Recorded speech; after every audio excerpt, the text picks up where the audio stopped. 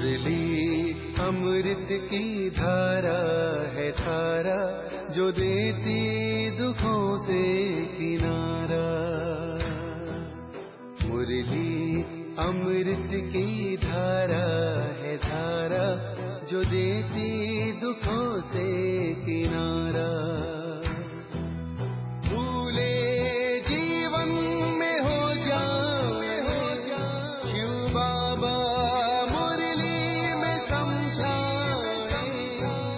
भूले जीवन में हो जाए शिव बाबा। ओम शांति। आज की तारीख है 18 नवंबर 2023 के बाबा के साकार महावाक्य। मीठे बच्चे, मनुष्यों को देवता बनाने की सर्विस का तुम्हें बहुत बहुत शौक होना चाहिए, लेकिन इस सर्विस के लिए स्वयं में हड्डी धारना चाहिए। बाबा ने प्रश्न पूछा, आत्मा मैली कैसे बनती है? आत्मा पर कौन सी मैल चढ़ती है? बाबा ने उत्तर दिया, मित्र संबंधियों की याद से आत्मा मैली बन जाती है।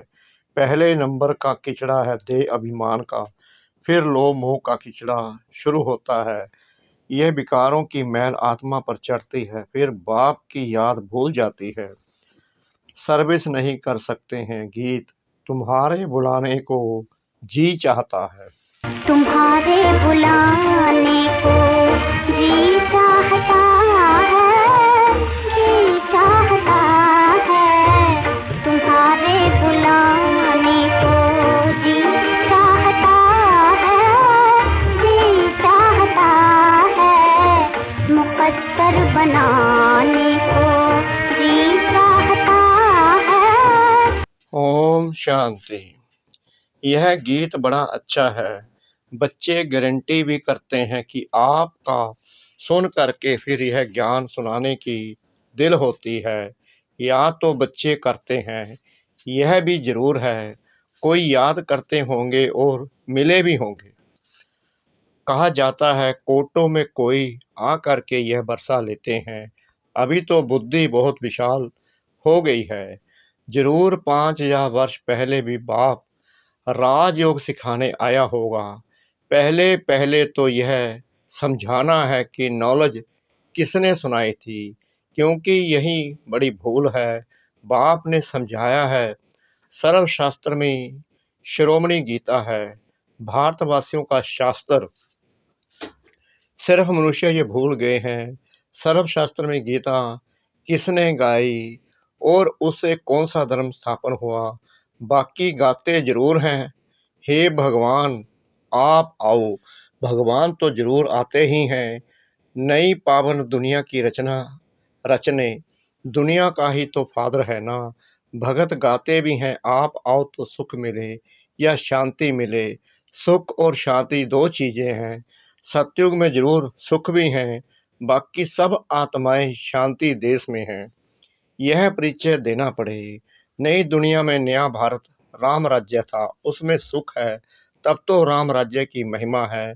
उसको राम राज्य कहते हैं तो इनको रावण राज्य कहना पड़े, क्योंकि यहाँ दुख है वहाँ सुख है। बाप आकर सुख देते हैं, बाकी सबको शांति धाम में शांति मिल जाती है। शांति और सुख का दाता तो बाप है ना। यहाँ है अशांति यानी दुख, तो बुद्धि में यह ज्ञान टपकना चाहिए। इसमें अवस्था बड़ी अच्छी चाहिए। ऐसे तो छोटे बच्चों को भी सिखलाया जाता है, परंतु अर्थ तो समझा ना सके। इसमें हड्डी धारना चाहिए, जो कोई फिर प्रश्न पूछे तो समझा भी सके। अवस्था अच्छी चाहिए, नहीं तो कभी देह अभिमान में, कभी क्रोध मोह में गिरते रहते हैं। लिखते भी हैं, बाबा आज हम क्रोध में गिरा, आज हम लोभ में गिरा। अवस्था मजबूत हो जाती है तो गिरने की बात ही नहीं रहती। बहुत शौक रहता है मनुष्यों को देवता बनाने की सर्विस करें। गीत भी बड़ा अच्छा है, बाबा आप आएंगे तो हम बहुत सुखी हो जाएंगे।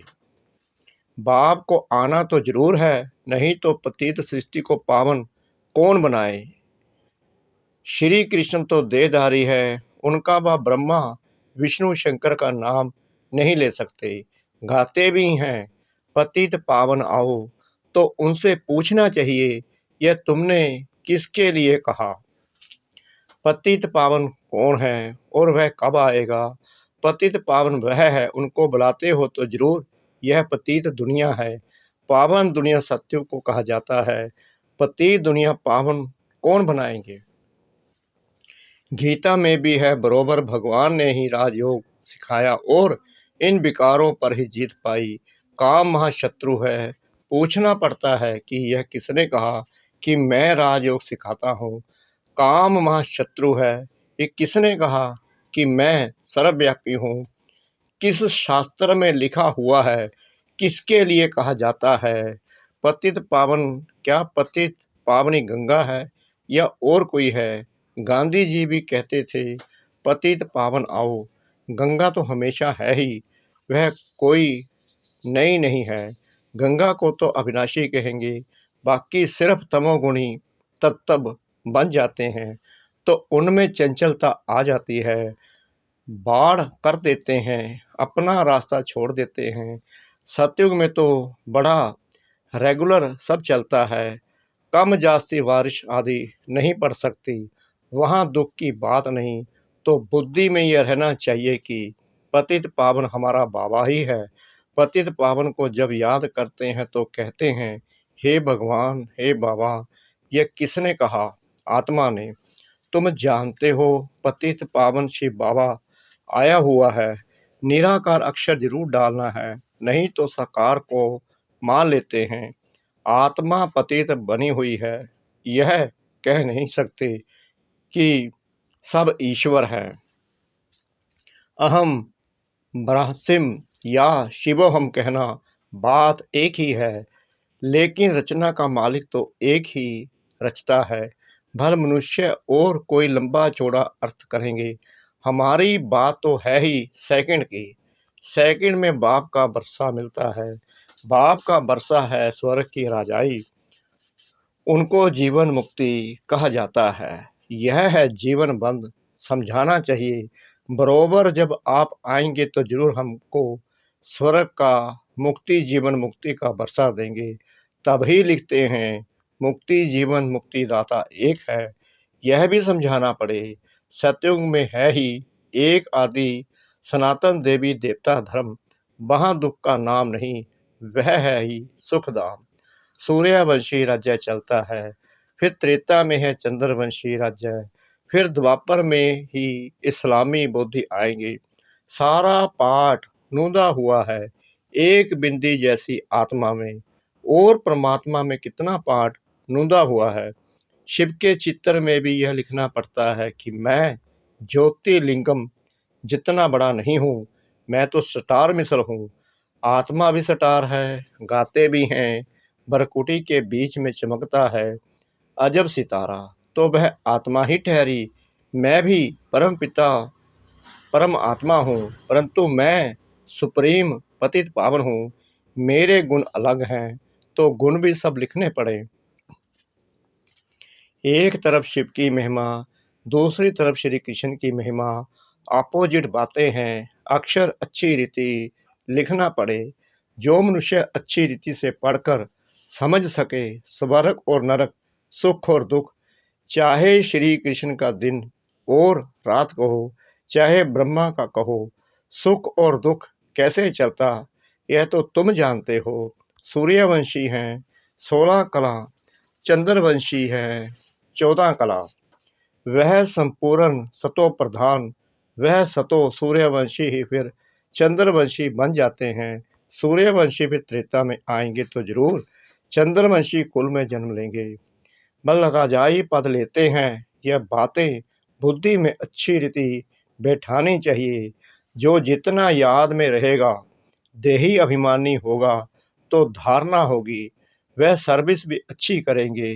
स्पष्ट कर किसको सुनाएंगे। हम ऐसे बैठते हैं, ऐसे धारणा करते हैं, ऐसे समझाते हैं, ऐसे ऐसे विचार सागर मंथन करते हैं औरों को समझाने के लिए। सारा समय विचार सागर मंथन चलता रहेगा। जिनमें ज्ञान नहीं उनकी बात तो अलग है, धारणा नहीं होगी। धारणा होती है तो सर्विस करनी पड़े, अभी तो सर्विस बहुत बढ़ती जाती है, दिन प्रतिदिन महिमा बढ़ती जाएगी। फिर तुम्हारी प्रदर्शनी में भी कितने आएंगे, कितने चित्र बनाने पड़ेंगे, बहुत बड़ा मंडप बनाना पड़े। यूं तो इसमें समझाने के लिए एकांत चाहिए। हमारे मुख्य चित्र है ही झाड़, गोला और यह लक्ष्मी नारायण का चित्र। राधे कृष्ण के चित्र से इतना समझ नहीं सकते कि यह कौन है। इस समय तुम जानते हो कि हमको अब बाप ऐसा पावन बना रहे हैं। सब तो एक जैसे संपूर्ण नहीं बनेंगे। आत्मा पवित्र होगी, बाकी ज्ञान थोड़ी सब धारणा करेंगे। धारणा नहीं होती तो समझा जाता है यह कम पद पाएंगे। अभी तुम्हारी बुद्धि कितनी तीक्ष्ण हो गई है। नंबरवार तो हर क्लास में होते ही हैं, कोई तीखे कोई ढीले, यह भी नंबरवार है। अगर कोई अच्छे आदमी को थर्ड ग्रेड समझाने वाले मिल जाएं तो वह समझेंगे यहाँ तो कुछ है ही नहीं। इसलिए पुरुषार्थ किया जाता है कि अच्छे आदमी को समझाने वाला भी अच्छा दिया जाए। सब तो एक जैसे पास नहीं होंगे। बाबा के पास तो लिमिट है। कलब कलब इस पढ़ाई की भी रिजल्ट निकलती है। मुख्य 8 पास होते हैं, फिर 100, फिर हैं 16,000, फिर प्रजा, उनमें भी साहूकार गरीब सब होते हैं। समझा जाता है इस समय यह किस पुरुषार्थ में है, किस पद को पाने लायक है। टीचर को पता तो पड़ता है।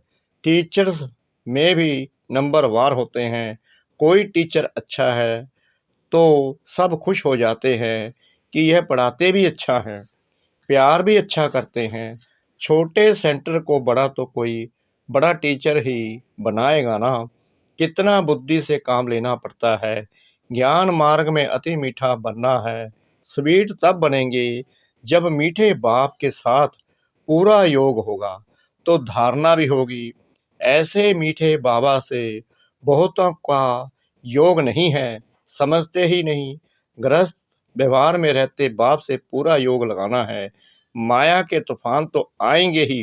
कोई को पुराने मित्र संबंधी याद आएंगे, कोई को क्या याद पड़ता रहेगा।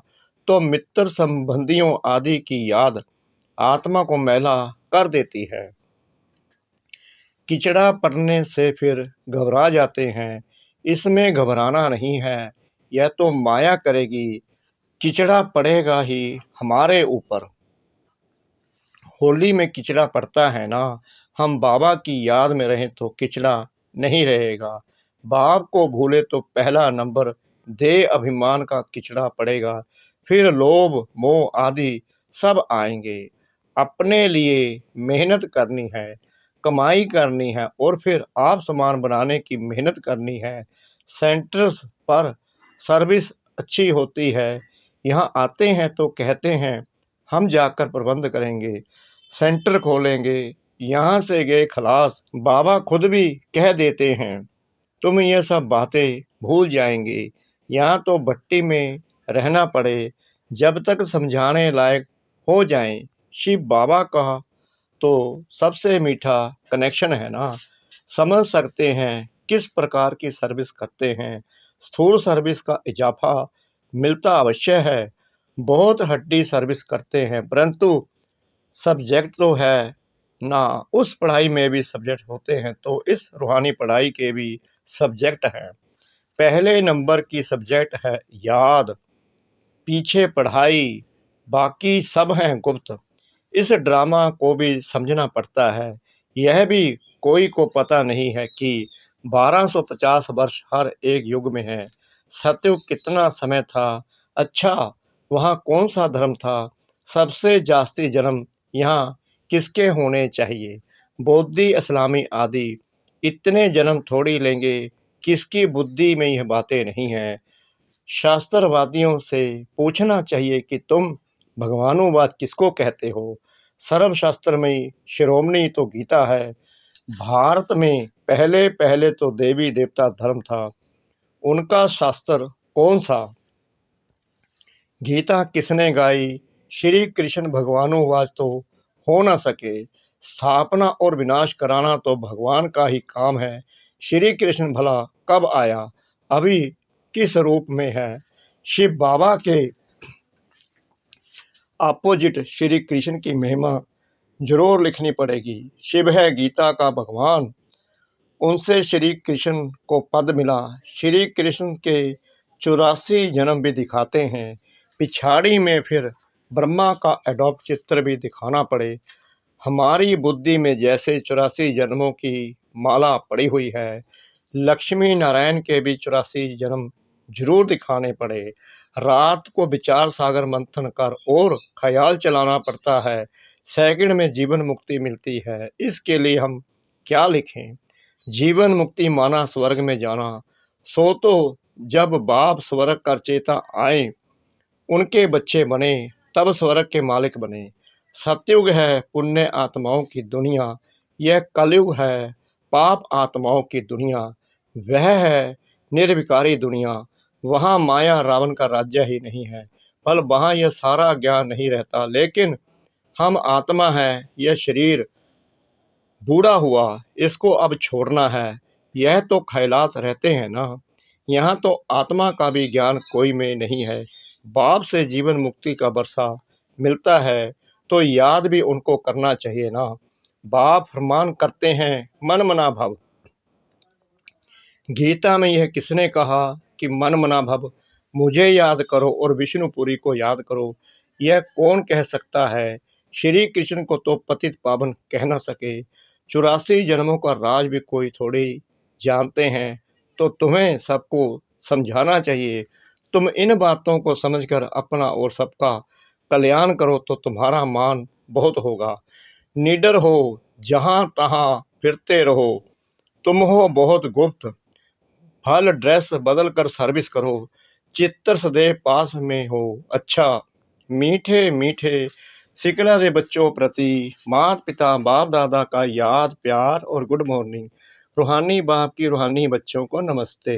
हम रूहानी बच्चों की रूहानी बाप दादा को श्रद्धा भरी प्रेम भरी नमस्ते। शुक्रिया बाबा, शुक्रिया बाबा, शुक्रिया बाबा, इस मीठी मीठी मीठी मुरली के लिए। धारणा के लिए मुख्य सार। नंबर 1, मीठे बाप से पूरा योग लगाकर अति मीठा और देही अभिमानी बनना है।